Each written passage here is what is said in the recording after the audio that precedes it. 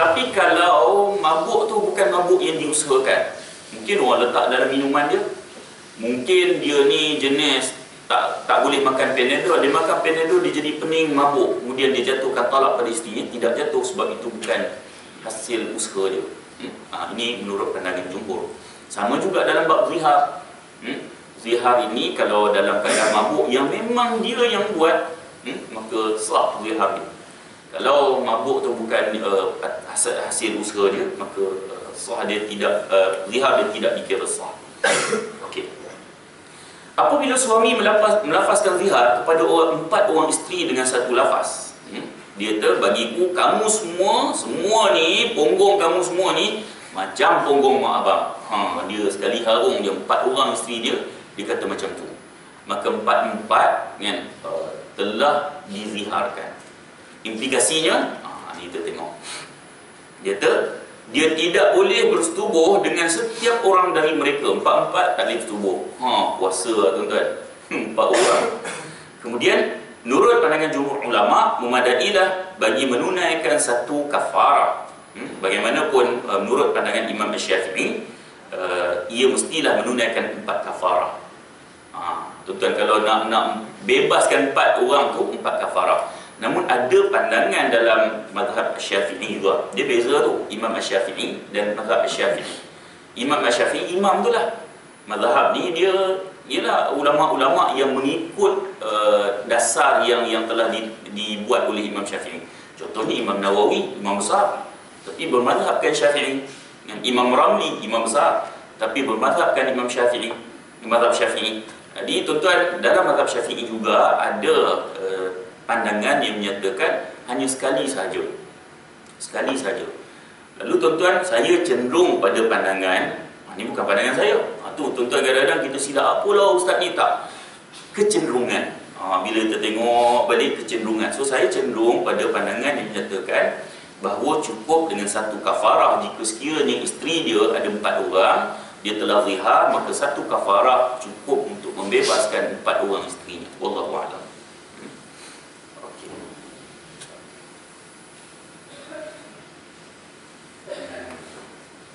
Last, dia kata, sekiranya ia mengatakan pada isterinya, bagiku punggung kamu sama punggung ibuku dan engkau tertalak sama sekali. Talak 3. Tuan-tuan, dia ada 2 implikasi. Implikasinya, dia telah zihar dan dia telah menceraikan isterinya. 2 hukum berlaku. Jadi apa yang berlaku, dia kata, dia mestilah menunaikan kafarah sehingga kan selepas ia mengahwini isterinya itu, semula selepas dikahwini suami yang lain, dia juga tidak boleh setubuhi farah isterinya itu setelah mengahwininya semula. Macam ni, bagi senang faham. Kalau dia buat macam tu, dia kata punggung awak sama dengan punggung mak abang, oleh demikian abang cerai talak 3. Contoh maka tuan-tuan, sekiranya dia berkahwin semula dengan isteri dia, telah melalui proses kan, ni isteri dia kahwin dengan orang lain, kemudian telah jimat dengan orang tu, kemudian telah diceraikan oleh orang tu, kemudian habis iddah. Bila habis iddah, dia pun kahwin dengan hak bekas isteri dia dulu. Bila kahwin, dia kena bayar kafarah dulu. Tak boleh lagi. Dah geram lama dah tuan-tuan. Yang bila dia dah kahwin, bayar kafarah dulu. Setelah selesai bayar kafarah, barulah boleh berjimat dengan isteri dia. Faham Okey. InsyaAllah nanti kita akan sambung. Habis sikit lagi. Dia kata syarat untuk berpindah ke yang lain sangat ketat. Kita dah cerita dah, kafarah zihar ni bebas hamba. Apa lagi? Puasa 2 bulan turut-turut. Yang ketiganya, bagi makan 60 orang miskin. Nak pindah dari satu ke satu bukan boleh ikut suka. Ni bukan pilihan. Oleh kerana syarat kita tak cukup yang pertama, barulah pindah puasa 2 bulan turut-turut.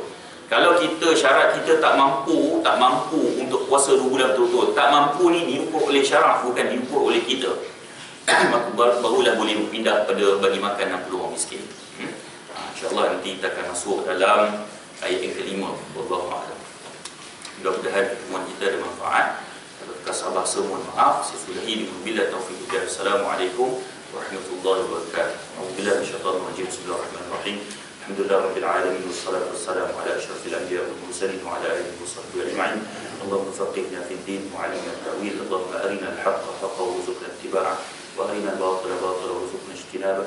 صلى الله على سيدنا محمد وعلى آله وصحبه وسلم. الحمد لله رب العالمين. قبل الله.